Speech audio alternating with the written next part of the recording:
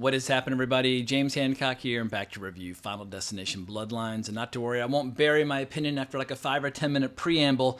The movie's a blast. It's hysterical. It's one of the only movies like in the last decade where, as I was walking out of the theater, I was doubled over, cracking up. The ending of the movie is, let's just say, outrageous, but not to worry. I won't offer any spoilers initially.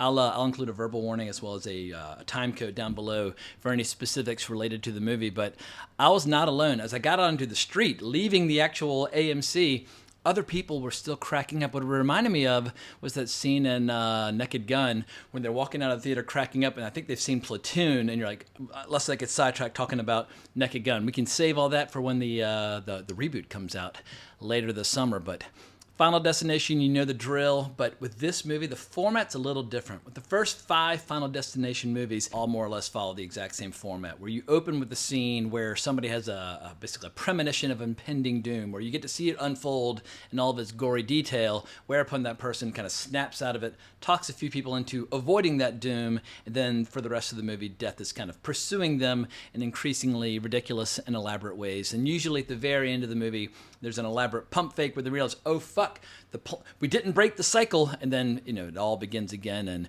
a fine time is had by all. But this new movie has a slight variation or a slight twist on that format, but it does tie these new characters back into the old movies, kind of, sort of, in a loose way. But for this new movie, here's the synopsis, ripped straight from the pages of IMDb. Plagued by a recurring violent nightmare, a college student returns home to find the one person who can break the cycle and save her family from the horrific fate that inevitably awaits them.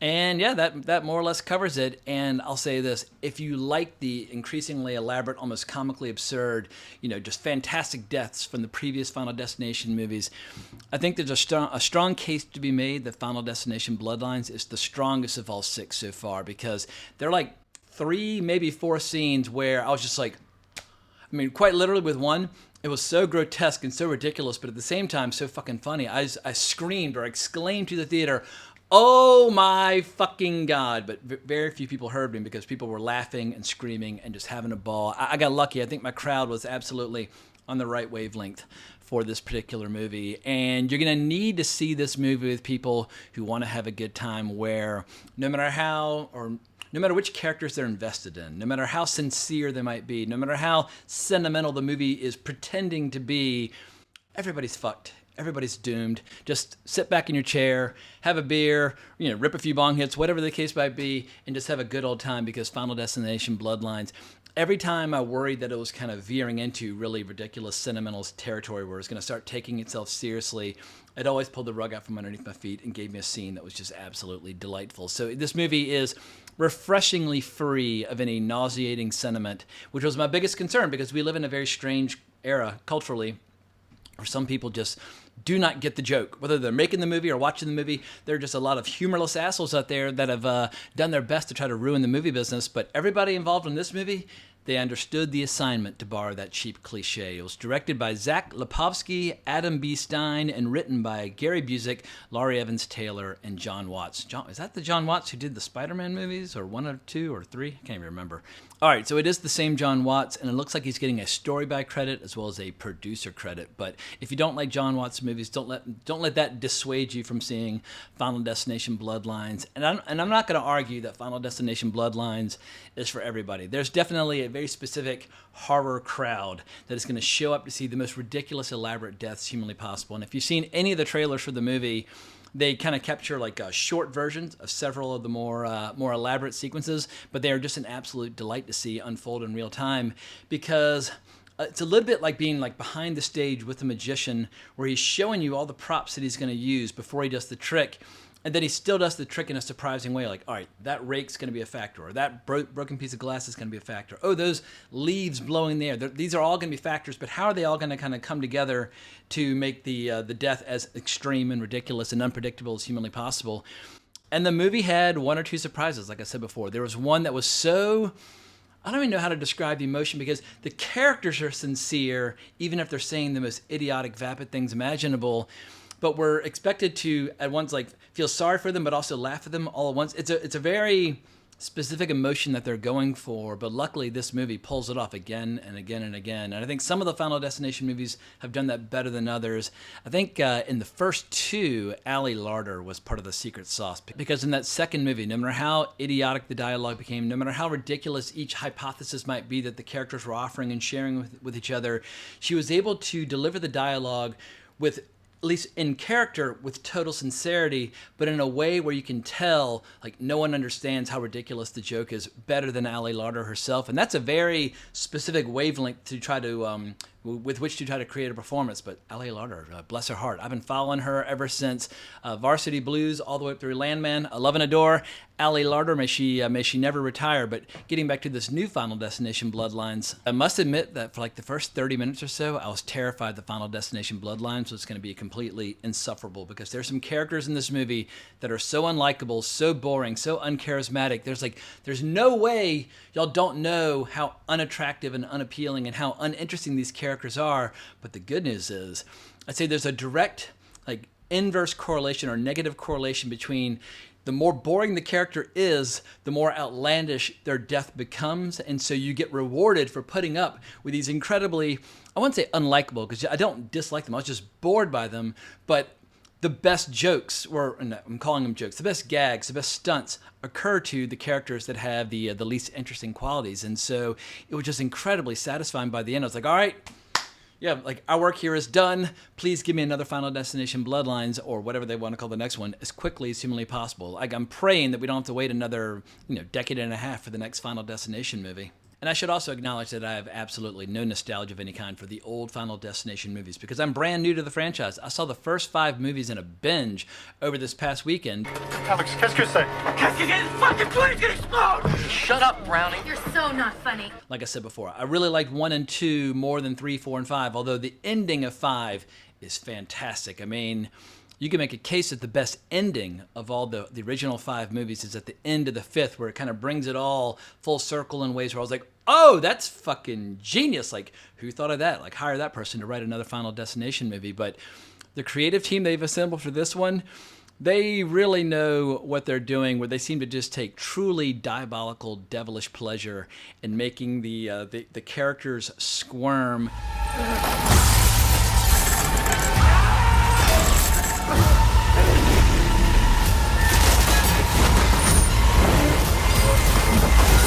But I should add this, while I've been going on and on about how profoundly uninteresting most of the characters in this movie tend to be, there's one major exception. Actor Richard Harmon takes his clunky, clumsy dialogue and turns it into absolute solid gold. He's a bit of an extreme character where he's really into piercings and tattoos and that sort of thing. And there's a pretty long, elaborate trailer featuring his character, which is well worth hunting down. But goddamn, like, he's one of those actors where he really seems to understand in his bones, like, the perfect tone for these movies, where he just he's kind of laughing in the face of death every step of the way, and just making every single scene just more entertaining, more enjoyable, more humorous. And it also helps that when he's working at the tattoo parlor, there's some really gross scenes with him, like doing like tongue piercings and that sort of thing. Like, this movie takes absolute relish and delight with every little detail that it can squeeze out of the movie. And so yeah, pretty much, I would say for like 75% of the movie, I was just kind of squirming in my seat, but with the big grin on my face, cracking up at all the absurd shit that was unfolding on the screen. But I should also pause to tip my hat to the great Tony Todd, who sadly passed away last year. But he was in a ton of great movies over the year. Obviously, in all the Final Destination movies, or I think in all the Final Destination movies. But a lot of people know him from The Rock. A lot of people know him from Candyman or The Crow. I mean, he was everywhere over the last couple decades. I'm seeing here on IMDb, he was in 253 movies, and he's still got 6 more coming. So it's like, even in death, Hollywood will not let a good actor go to waste. But Tony Todd does have one scene where you can tell he is frail and he is sick, but I'm thrilled that they managed to squeeze in a scene with Tony Todd, because if you can include the legacy characters from the earlier iteration of a movie, why not?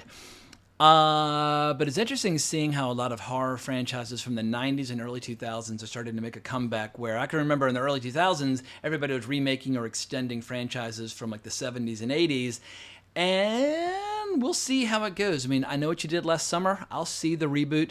It's funny, when I think of I Know What You Did Last Summer, I can never remember any scenes from the movie itself. I can only remember the scenes from the Scary Movie franchise, where they're making fun of I Know What You Did Last Summer, where it's like the satire or the parody has outlived the original source material. Come on, hurry up, let's go!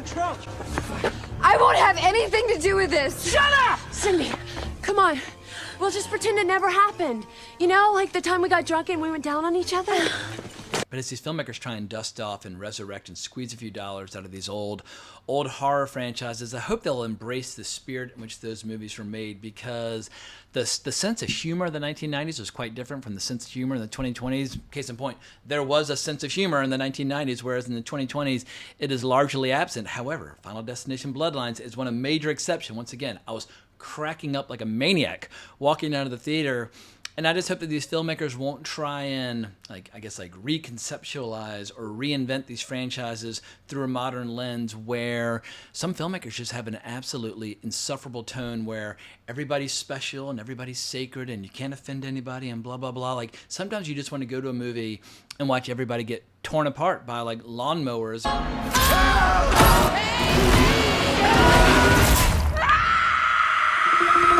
Jet engines or buildings falling on them or getting run over by trains or trucks or garbage compactors. Like, you will see some of the most horrific shit imaginable in Final Destination Bloodlines, and it was just an absolute breath of fresh air. It is the exact opposite of everything we've come to expect in the 2020s from Hollywood, and I totally embrace it. And this next piece of praise that I want to shower on the movie might qualify as a spoiler, so maybe I should offer a spoiler warning now. But just as a way of kind of wrapping up the spoiler-free section, I think the word of mouth on this movie is going to be very strong. People are going to have an absolute blast. And once again, it's not for everybody. It is not for the squeamish. It is not for people who have an aversion to gore. The gore is truly horrific, but it's like it's so absurdly over the top and so comically over the top and oftentimes so obviously fake.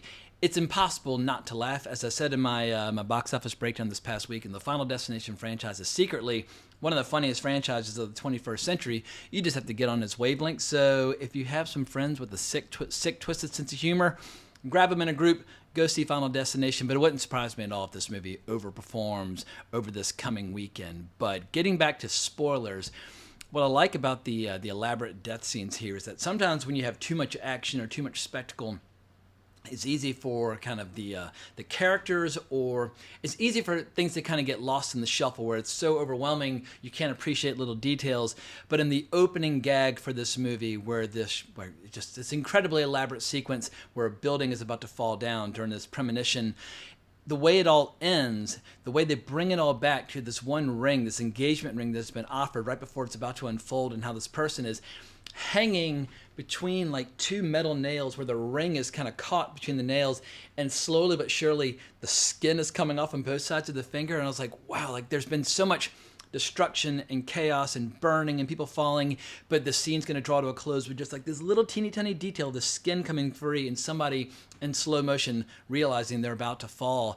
And it was just like, it's like putting a cherry on top of a sundae, where it's like, it's just that one last little detail you need to make the scene feel complete before the premonition draws to a close. And so, yeah, like I said at the beginning of the video, making these movies in a successful fashion, the directors do need to feel a little bit like a devilish trickster / magician playing a trick where they're showing their card trick in real time to the audience as they do it, and still managing to surprise and delight them by the end.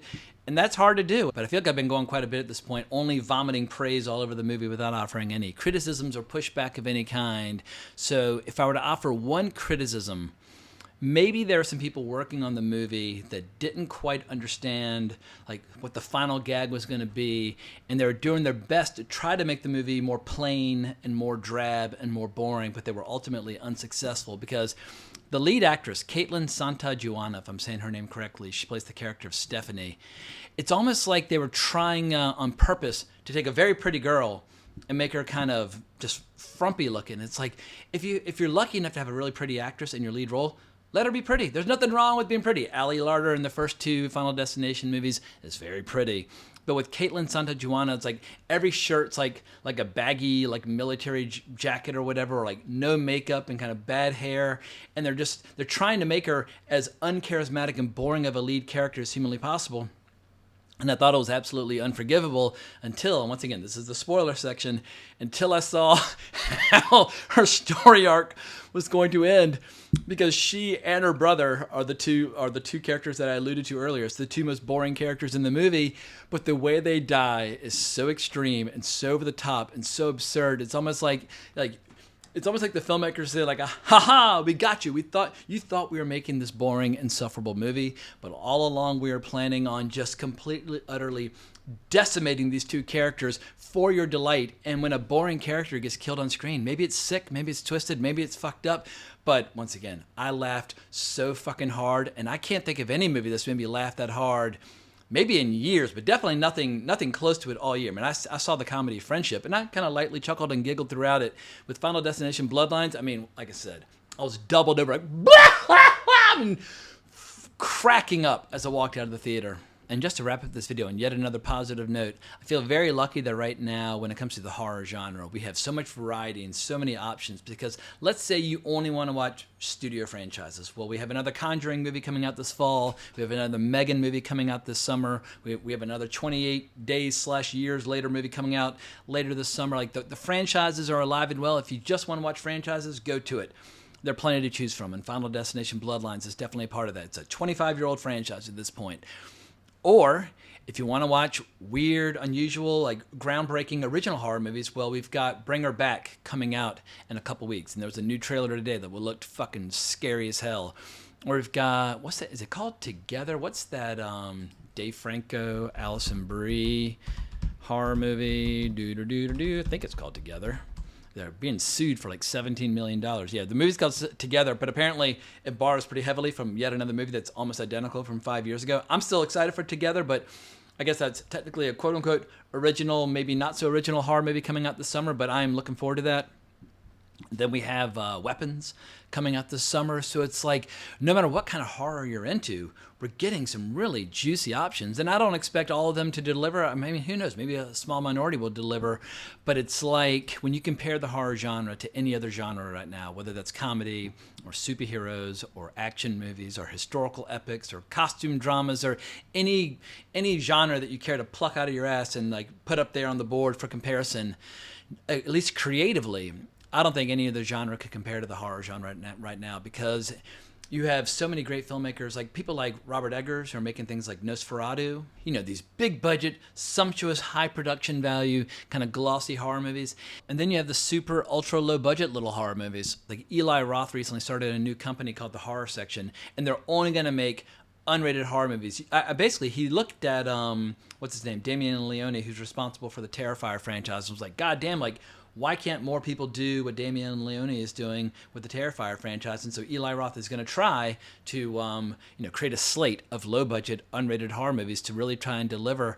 And I would have to do some digging to confirm this, but you might be able to make a case that right now is the best time to be a horror fan since the beginning of the 21st century, apart from perhaps the French Extremity era. In the early 2000s, we had like the latter part of the French Extremity era where, for whatever reason in France, we had these really fucked up, psychotic, intensely disturbing movies like the original Martyrs from like 2008. We were like, this is not fun anymore. I'm never going to recover. And I don't know if something like the French Extremity era will ever come back, but I'm not even sure like how it got started in the first place, but it was intense. Just go on Google, look up top 10 French Extremity movies, and you've been warned. They're not for kids. they are for the adults that like to play rough with their choice in movies. But when it comes to American horror, when it comes to independent films, studio films, all the above, it's a really good time to be a fan of the genre. And so while there's so many other big budget franchises on right now that are just completely in flames, that I just find to be so boring and so unwatchable, it's like every other weekend I have a horror movie that at least gets me excited about going back to the theater, hoping for the best. And I'm always prepared for the worst, but I think the rest of the summer and early fall is going to be a very good time to be a horror fan. But just as a way of bringing things full circle back to the subject of hand, I'll close with this. I think Final Destination Bloodlines is a strong contender for the best in the series. When was the last time you saw an ongoing franchise in the 2020s where you thought the most recent example of it was the best they'd ever made? Like Can't say that about Star Trek. You can't say that about Star Wars. You can't say that about Marvel. You can't say that about DC. Like, there's so many. Or can't say that about Lord of the Rings. You can't say that about most franchises. Most franchises are in wretched shape, which is why I love the horror genre, because there's so many original new concepts out there. But Final Destination Bloodlines, 25 years deep into the movies, and somehow they're putting their best foot forward. So, high five, high 10 to all the writers, directors, actors involved. It was a very good time at the movies, and I just look forward to hearing everybody's responses.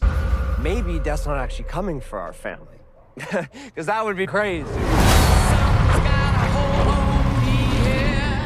Because this latest installment in the Final Destination franchise is just a rip-roaring good time at the movies, and I hope everybody out there enjoys it as much as I did. But I think that's all I've got to say. Remember to like, subscribe, hit that notification bell, let me know what you think in the comments below, but more importantly, as always, onwards and upwards.